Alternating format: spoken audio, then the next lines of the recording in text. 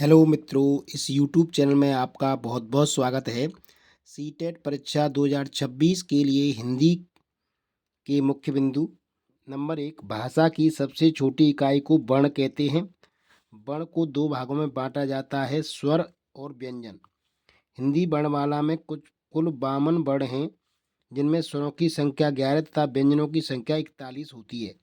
स्वर कौन कौन से हैं? अ, आ, ई, उ, रे, ए, ओ, औ। तो ये 11 स्वर हैं। व्यंजन हैं, का वर्ग में आते हैं, क, ख, ग, घ, ण। 5 ये कंठस्थ हैं, कंठ से बोले जाते हैं। का वर्ग के जो व्यंजन हैं। चा वर्ग तालव्य होते हैं, तालु से बोले जाते हैं। च, छ, ज, झ, इय 5 हैं। और सा भी इसमें आता है। टा वर्ग में मूर्धन्य है, मूर्धन्य ट, ठ, ण, ण, ण 5 हैं ये भी। ता वर्ग के दंत हैं, दांत से बोले जाते हैं। त, थ, द, ध, न 5 हो गए ये भी। प वर्ग ओष्ठ वर्ग से हैं, होठों से बोले जाते हैं। प, फ, ब, भ, म 5 हैं ये भी। अंतस्थ व्यंजन हैं, य, र, ल, व ये 4 हैं। ऊष्म व्यंजन हैं, स, ह ये 4 हैं। संयुक्त व्यंजन है, छ, त्र, ज्ञ, स्र 4 हैं। अयोग वाह हैं, अं, अह ये 2 होते हैं। द्विगुणन व्यंजक ण, ण तो ये 2 हैं। शब्द भाषा की सार्थक लघुत्तम इकाई शब्द को माना जाता है, जबकि उच्चारण की दृष्टि से भाषा की लघुत्तम इकाई ध्वनि है। ध्वनि को वर्ण भी कहते हैं। ध्वनियों के मेल से शब्द बनते हैं, लेकिन शब्द सार्थक या अर्थबोधक होने चाहिए। वाक्य क्या है? शब्दों का ऐसा क्रम जो सार्थक हो वाक्य कहलाता है। वाक्य से छोटी इकाई उपवाक्य, उपवाक्य से छोटी इकाई पदबंध और पदबंध से छोटी इकाई पद होती है। पद से छोटी इकाई अक्षर और अक्षर से छोटी इकाई होती है ध्वनि। राम शब्द में कितने अक्षर हैं? 2। रा और म वर्ण कितने हैं? 4। र, आ, म, अ। वर्णमाला लिपि चिन्हों के क्रमबद्ध समूह को वर्णमाला कहते हैं। भाषा की सबसे छोटी इकाई ध्वनि होती है। ध्वनि का लिखित रूप वर्ण कहलाता है। वर्णों का क्रमबद्ध समूह वर्णमाला कहलाता है। कुल वर्ण कितने हैं हिंदी भाषा में की वर्णमाला में? कितने हैं? 52। स्वर अ, आ, उ, रे, ए, ओ 11 स्वर हैं। मूल स्वर हैं अ, रे। संयुक्त स्वर हैं ए, ओ औ भी बोलते हैं इसको। हास्य स्वर हैं अ, रे। दीर्घ स्वर हैं अ, ओ औ। स्वर वे वर्ण हैं जिनका उच्चारण स्वतंत्र रूप से होता है और जो व्यंजन के उच्चारण में सहायक होते हैं। स्वर किसका भेद है? वर्ण का। किसका भेद है? स्वर वर्ण का। सीटेट 2018 में पूछा गया। स्वरों की सहायता से बोले जाने वाले वर्ण व्यंजन कहलाते हैं। क्या कहलाते हैं? व्यंजन। मात्रा के आधार पर स्वर 3 प्रकार के होते हैं। उच्चारण का समय, हास्य स्वर, इनके उच्चारण में एक मात्रा का समय लगता है। अ, रे ये एक मात्रिक स्वर भी कहे जाते हैं। दीर्घ स्वर, इनके उच्चारण में 2 मात्रा का समय लगता है, इन्हें द्विमात्रिक स्वर भी कहते हैं। आ, ओ औ। प्लुत स्वर, उच्चारण में 3 मात्रा का समय लगे प्लुत स्वर कहलाते हैं। इनका चिन्ह ये 3 सा जो होता है इसका चिन्ह है, हिंदी में ये नहीं होता है। दीर्घ स्वर ई, ओ औ। हिंदी भाषा में हाथ स्वरों की संख्या 4 है। अ, उ, रे। दीर्घ स्वर आ, उ, ओ औ। मूल दीर्घ स्वर कौन से हैं? आ, उ। संयुक्त स्वर कौन से हैं? ओ औ। ए मिलके बना है अ प्लस ई से। ए मिलके बना है आ प्लस ए से। ओ आ प्लस उ से। औ आ प्लस ओ से। मूल स्वर हैं अ, उ, रे। समवृद्ध स्वर क्या हैं? तो ई समृद्ध स्वर या ऊंचा स्वर ऐसी स्वर ध्वनि होती है जिसमें बिना व्यंजन की ध्वनि बनाई जिह्वा को मुंह में जितना संभव हो सके उतना ऊंचा और तालु के समीप रखा जाता है। विवृत स्वर या निम्न स्वर ऐसी ध्वनि होती है जिसमें जिह्वा को मुंह में जितना संभव हो सके उतनी नीचे और तालु से दूर रखा जाता है, जैसे आ। जिह्वा के आधार पर स्वर अग्र स्वर, मध्य स्वर, पश्च स्वर। तो कंठ है, कंठ वाले हैं क ख ग घ ण, और तालु च छ ज झ य, मूर्धा ट ठ ड ळ ण, दंत त थ ध न, ओष्ठ प फ ब भ म, अंतस्थ व्यंजन य र ल व, ऊष्म व्यंजन स स स ह। संधि तत्सम शब्दों में होती है। संधि तत्सम शब्दों में होती है जबकि समास तत्सम व तद्भव दोनों में होती है। संधि वर्णों का मेल है कि जबकि समास शब्दों का मेल है। तो ये संधि और समास में अंतर है। संधि सब वर्णों का मेल है जबकि समास किसका मेल है? शब्दों का मेल है। और संधि केवल तत्सम शब्दों में होती है जबकि समास तत्सम एवं तद्भव दोनों शब्दों में होता है। य र ल ब किस वर्ग का व्यंजन है? अंतस्थ। मूर्धा से उच्चारित व्यंजन लिखिए। त ट ठ ड ण ण। विसर्ग का उच्चारण स्थान है कंठ। तो विसर्ग से लगे हुए वाक्य कहाँ से बोलते हैं? कंठ से। आ का वर्ग है ह विसर्ग अकंठ। कंठ ध्वनि आ कावण क ख ग घ ण। तालव्य ध्वनि ई उ ई च वर्ग स य च छ ज ह य। मूर्धन्य ध्वनि ट वर्ग ट ठ ड ण ण स। दंत ध्वनि ता वर्ग त थ ध न। ओष्ठ वर्ग प वर्ग प फ ब भ म। कंठ तालव्य ध्वनि ए। कंठोष्ठ ध्वनि ओ ओ। अनुनासिक स्वर जिन स्वरों के उच्चारण में हवा नाक से भी निकलती है उन्हें अनुनासिक स्वर कहते हैं। अंग आ इ। निर्नुनासिक स्वर जिन स्वरों के उच्चारण में हवा केवल मुंह से निकलती है उन्हें निर्नुनासिक स्वर कहते हैं। आ ई आदि ये अनुनासिक शब्द हो गए।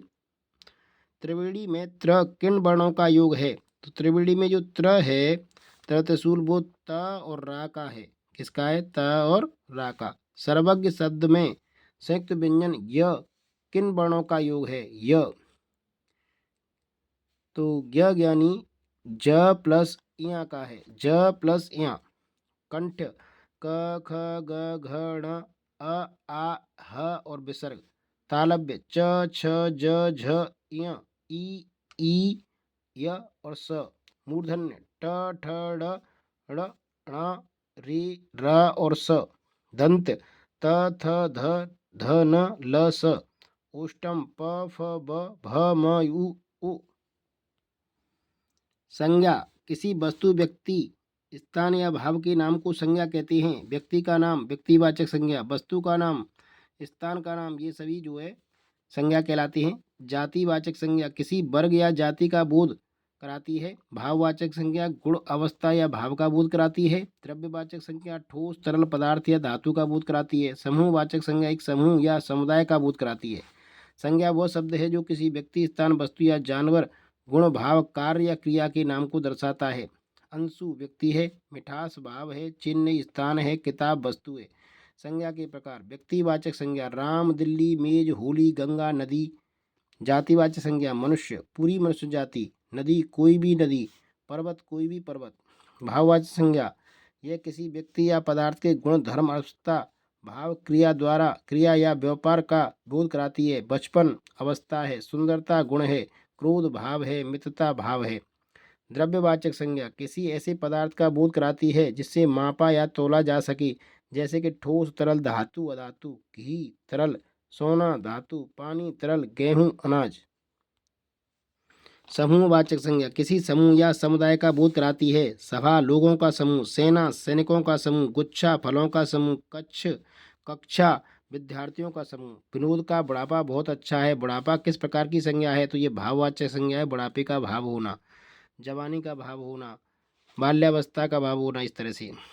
सीटेट 2025-26 के लिए निम्न वाक्य में संज्ञा के रूप में क्या प्रयोग किया गया है? वह इनमें से एक को जानता है। तो है वह इनमें एक, तो एक यहाँ पर संज्ञा के रूप में प्रयोग किया गया है। इनमें से संज्ञा शब्द पहचानिए। मीठा, मधुर, चतुर, चातुर्य। तो चातुर्य क्या है? एक भाववाचक संज्ञा है। व्यक्ति, वस्तु या स्थान के नाम को क्या कहते हैं? संज्ञा कहते हैं। संज्ञा का भेद नहीं होता। व्यक्तिवाचक, जातिवाचक, निजवाचक, भाववाचक। तो निजवाचक संज्ञा नहीं होती, व्यक्तिवाचक होती है, जातिवाचक होती है, भाववाचक होती है। हिंदी में शब्दों का लिंग निर्धारण किसके आधार पर किया जाता है? तो संज्ञा के आधार पर किया जाता है। ध्यान रखना, हिंदी में शब्दों का लिंग निर्धारण किसके आधार पर किया जाता है? संज्ञा के आधार पर। वचन किसके लिए प्रयोग किए जाते हैं? संज्ञा के लिए। हवा कैसा शब्द है? हवा एक संज्ञा शब्द है। टहलना स्वास्थ्य के लिए अच्छा है। वाक्य में टहलना क्या है? टहलना एक संज्ञा है। टहलना किस प्रकार की संज्ञा है? समूहवाचक, क्रियावाचक, भाववाचक, व्यक्तिवाचक। तो भाववाचक संज्ञा है ये। संज्ञा के कुल कितने भेद होते हैं? 5 भेद होते हैं। कौन व्यक्ति संज्ञा नहीं है?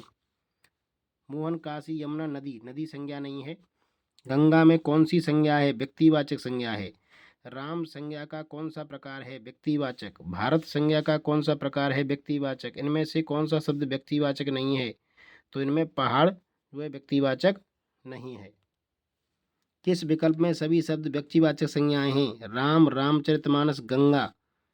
रहीम किस तरह की संज्ञा है? रहीम व्यक्तिवाचक संज्ञा, यानी व्यक्ति का ये नाम है। कावेरी किस प्रकार की संज्ञा है? व्यक्तिवाचक संज्ञा, ये भी एक नाम है। निम्न में से संज्ञा शब्द है। गंगा, पुराना, नीला, मोटा। तो ये गंगा जो है संज्ञा शब्द है। चांदनी चौक में कौन सी संख्या है?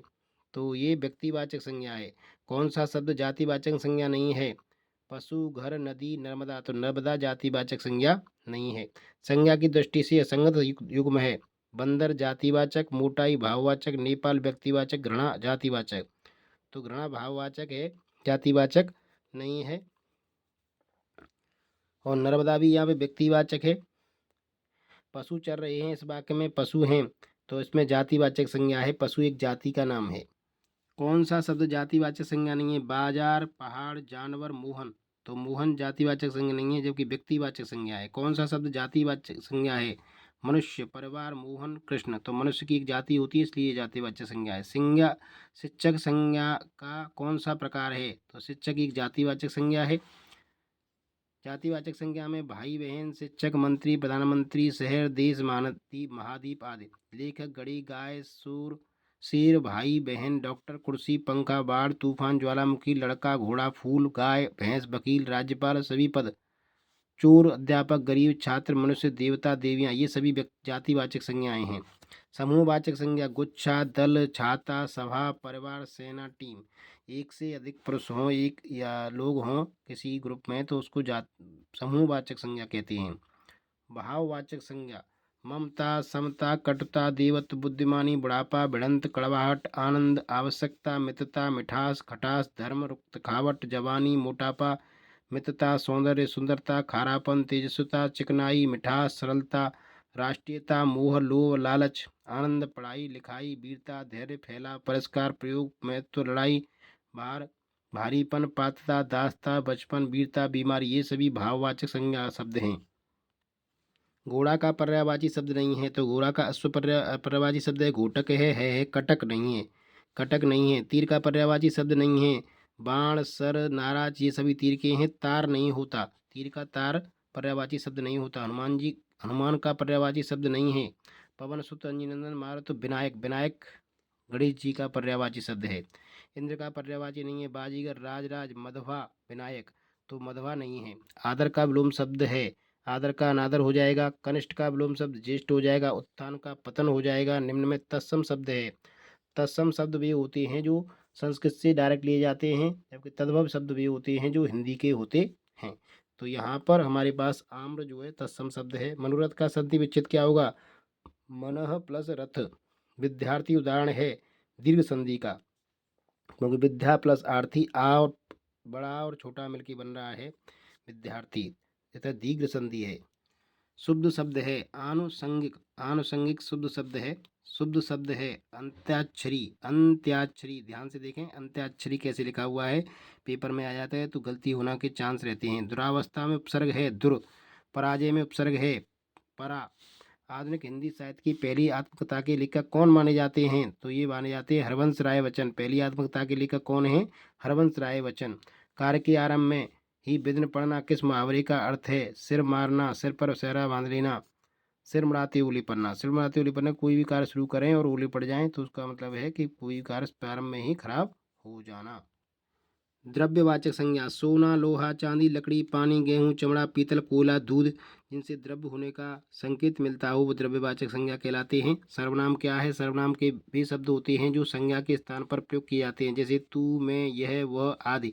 संज्ञा की जगह पर सर्वनाम का प्रयोग किया जाता है ताकि दोहराव से बचा जा सके और वाक्य को सरल बनाया जा सके। एक ही शब्द को बार बार रिपीट नहीं करना है, उसकी जगह पर संज्ञा का प्रयोग करना है। सर्वनाम के वेद सर्वनाम 6 प्रकार की होती है। पुरुषवाचक सर्वनाम, निश्चयवाचक सर्वनाम, अनिश्चयवाचक सर्वनाम, संबंधवाचक, प्रश्नवाचक, निजवाचक। पुरुषवाचक सर्वनाम वक्ता बोलने वाला, श्रोता सुनने वाला, अन्य जिसके बारे में कहा जाता है। जो सर्वनाम कहने वाले, सुनने वाले या जिसके विषय में कहा जाए उनका बोध कराते हैं उन्हें पुरुषवाचक सर्वनाम कहते हैं। इसके मुख्य 3 भेद हैं। उत्तम पुरुष मैं, हम सब, हम लोग आदि। मध्यम पुरुष तो तू, तुम, आप लोग, आप सब। अन्य पुरुष वे लोग, ये, यह, आप। निश्चयवाचक सर्वनाम जो सर्वनाम पास की या दूर की वस्तु या व्यक्ति की ओर निश्चित संकेत करते हैं, इसलिए उसे संकेतवाचक सर्वनाम कहते हैं। यह, ये निकट, वह, वो दूर। अनिश्चयवाचक सर्वनाम जब सर्वनाम के प्रयोग से किसी निश्चित प्राणी या वस्तु का बोध ना हो तो वे अनिश्चयवाचक सर्वनाम कहलाते हैं, जैसे कोई, कुछ। कोई प्राणीवाचक के लिए, जैसे कोई तुम्हें बुला रहा है, तो यहाँ पर कहीं, कुछ, किसी, ये सभी कैसे हैं? अनिश्चयवाचक। कुछ वस्तु, वस्तु या प्राणीवाचक के लिए, जैसे कुछ सेब यहाँ पड़े हैं, कुछ सेब यहाँ पड़े हैं, तो यहाँ पर कुछ शब्द किस लिए प्रयोग हुआ? सर्वनाम की तरह। आपको कोई बुला रहा है, कोई सर्वनाम है। उसकी कुछ समस्या है, कुछ सर्वनाम है। कोई आ रहा है, कोई आ रहा है, ये सर्वनाम है। कुछ संतरे यहाँ रखे हैं, तो ये भी एक सर्वनाम है कुछ। संबंधवाचक सर्वनाम वाक्य में प्रयुक्त संज्ञा या सर्वनाम शब्दों से संबंध दिखाने के लिए प्रयुक्त शब्द संबंधवाचक सर्वनाम कहलाते हैं, जैसे जो, सो, जिसने, उसने, जहाँ, वहाँ। जो करेगा सो भरेगा, जो सोएगा सो खोएगा, जिसकी लाठी उसकी भैंस, जो सत्य बोलता है वही नहीं डरता, जो आया है सो जाएगा। प्रश्नवाचक सर्वनाम ऐसे शब्द जो प्रश्न पूछने के लिए प्रयुक्त किए जाते हैं। कौन, कैसा, कब, क्यों, कहाँ, कैसे। सीढ़ियों पर कौन खड़ा है? यह किताब किसकी है? आज तुमने क्या खाया? कल तुम किससे बातें कर रहे थे? आप यहाँ कहाँ जा रहे हो? इस काम को किसने किया? तो किसने क्या है? पुरुष प्रश्नवाचक सर्वनाम है। किससे प्रश्नवाचक सर्वनाम है। किसकी प्रश्नवाचक सर्वनाम है। तो ये शब्द प्रश्नवाचक सर्वनाम कहलाते हैं। किसे कवियों का कवि कहा जाता है? शमशेर बहादुर सिंह को कवियों का कवि कहा जाता है। दशरथ सुत त्यों लोक बखाना, राम नाम का मरम है आना। ये किस रचनाकार की पंक्तियां हैं? तो ये कबीर की पंक्तियां हैं। हिंदी का पहला पत्र कौन सा था? उत्तंड, उद्दंड, मारदंड, मारतंड। अति सूधो स्नेह मार्ग है किसकी पंक्ति हैं? तो ये है घनानंद की। कालिंदी का पर्यायवाची क्या है? तो यमुना का पर्यायवाची है कालिंदी, कालिंदी। प्रेम सागर किसकी रचना है? लल्लू लाल जी की। व्युत्पत्ति के आधार पर संज्ञा के कितने भेद हैं? तो संज्ञा की व्युत्पत्ति के आधार पर तो 3 भेद हैं। हिंदी के शब्दों का लिंग निर्धारण किसके आधार पर किया जाता है? तो ये क्रिया के आधार पर किया जाता है। किसके आधार पर किया जाता है? क्रिया के। कारक के कितने भेद होते हैं? कारक 8 प्रकार के होते हैं। घा का उच्चारण स्थान है कंठ। चिंतामणि के लेखक हैं रामचंद्र शुक्ल। काशी नगरी प्रचारणी सभा की स्थापना कब हुई थी? 1893 में। कवि का स्त्रीलिंग क्या होता है? कवयत्री।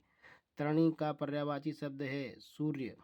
तरणी का पर्यायवाची शब्द किसका है? सूर्य का। मीन का पर्यायवाची शब्द है मत्स्य। क्या है? मत्स्य। भिन्न अर्थ वाला शब्द है आत्मजा, नंदिनी, भार्या, कन्या। तो यहाँ पे भार्या शब्द जो है भिन्न अर्थ वाला है। अनुपम का पर्यायवाची शब्द है अद्वितीय। छ वर्ण किसके योग से बना है?